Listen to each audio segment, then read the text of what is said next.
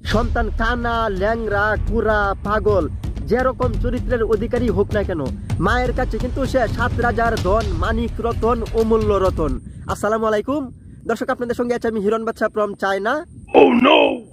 দেশ এবং দেশের বাইরে থেকে যারা আজকের এই ভিডিওটি দেখছেন, আশা করছি আপনারা সবাই ভালো আছেন।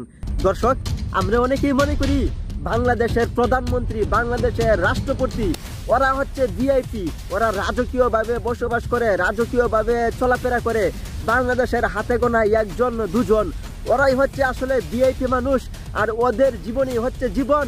আর আমাদের জীবন কোনো জীবন হলো, আমি রিক্সা চালাই, ভ্যান গাড়ি চালাই, আমি দিনমজুরের কাজ করি, আমি মাস শেষে 12,000 টাকা বেতন পাই, আমি বাঁচলেই কি, আমি মরলেই কি।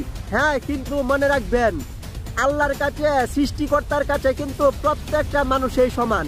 আল্লাহ কিন্তু ধনী গরিব, রাজা বাদশাহ ফকির কোনো কিছু বুঝেন না। উনার কাছে প্রত্যেকটা মানুষই সমান। উনি কিন্তু প্রত্যেকটা মানুষকে মৃত্যুর পরে এক দাড়ি পাল্লায় মাপবেন।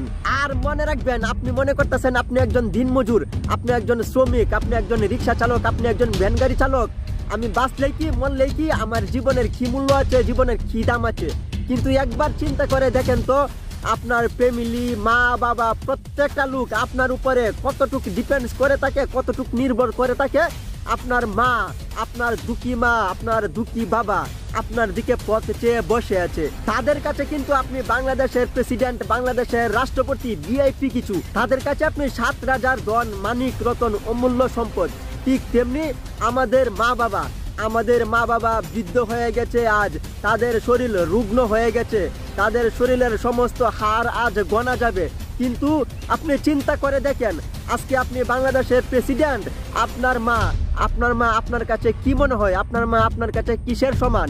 আপনি কিসের বিনিময়ে আপনার মা বাবাকে বিক্রি করতে পারবেন? পারবেন না। এই পুরা পৃথিবীর বিনিময়ে, এই পুরা বিশ্বের বিনিময়েও আপনি আপনার মা বাবার মতো অন্য কোনো কিছুকে খুঁজে পাবেন না। ঠিক তেমনি আমি একজন দিনমজুর, আমি একজন শ্রমিক, আমার মা বাবাও আমার কাছে 7 রাজার ধন, অমূল্য রতন, মানিক রতন। এই পুরা পৃথিবীর বিনিময়েও আমার মায়ের বিকল্প আর কোনো কিছু হবে না। আর একটু চিন্তা করেন, আপনি একজন দিনমজুর, আপনি একজন পথের ফকির, আপনার যে একটা জীবন, আপনার যে একটা প্রাণ, তা কি বাংলাদেশের প্রধানমন্ত্রীর চেয়ে কোনো কথাই কম? এই সমস্ত বিশ্ব, পুরো পৃথিবীর তুলনায় আপনার একটি প্রাণ কি কেউ এনে দিতে পারবে? পারবে না। তাই মনে করবেন, আপনার একটি প্রাণ, আপনার একটি জীবন আপনার কাছে খুবই মূল্যবান। আপনার জীবন আপনার কাছে খুবই মূল্যবান। পুরা পৃথিবীর বিনিময়ে দেশের যত প্রধানমন্ত্রী, যত প্রেসিডেন্টই আসুক না কেন, পুরা পৃথিবী, পুরা বিশ্ব যদি এক হয়ে যায়, তাহলেও কিন্তু আপনার প্রাণের সমান কেউ হবে না। আপনার জীবনটা, আপনার প্রাণটা আপনার কাছে খুবই মূল্যবান, খুবই গুরুত্বপূর্ণ। তাই আমি আপনাদেরকে বলতে চাই, আপনারা যারা বিভিন্ন দারিদ্রতার মধ্যে আছেন, আপনারা যারা দিনমজুর, শ্রমিক, যে অবস্থানে আল্লাহ যাকে যে অবস্থানেই রেখেছে না কেন, আপনারা সবাই শুকরিয়া আদায় করবেন আলহামদুলিল্লাহ, যে আল্লাহ আপনাকে সুন্দর একটি প্রাণ দিয়েছে, সুন্দর একটি দেহ দিয়েছে। আর একটু গভীরে চিন্তা করুন, মনে করেন আপনি মারা গেলেন, বাংলাদেশের প্রধানমন্ত্রী মারা গেল, মৃত্যুর পরে আপনার কি হবে আর বাংলাদেশের প্রধানমন্ত্রীর কি হবে?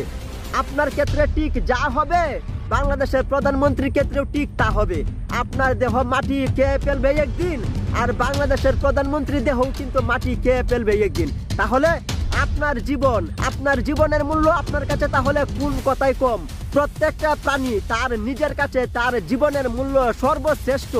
তাই সময় থাকতে, সুস্থ থাকতে নিজের জীবনকে মূল্যায়ন করুন, নিজের স্বাস্থ্যকে মূল্যায়ন করুন, নিজেকে খেয়াল করুন, নিজের প্রতি যত্ন নিন। তো দর্শক, আজকের মতো আপনাদের কাছ থেকে বিদায় নিচ্ছি। আমি মোহাম্মদ হিরণ বাদশা। দেখা হবে নতুন কোনো ভিডিওতে। ততক্ষণে সবাই ভালো থাকবেন, সুস্থ থাকবেন, নিরাপদে থাকবেন, আর হ্যাঁ, সবাই মা বাবার সেবা যত্ন করবেন। আল্লাহ হাফেজ।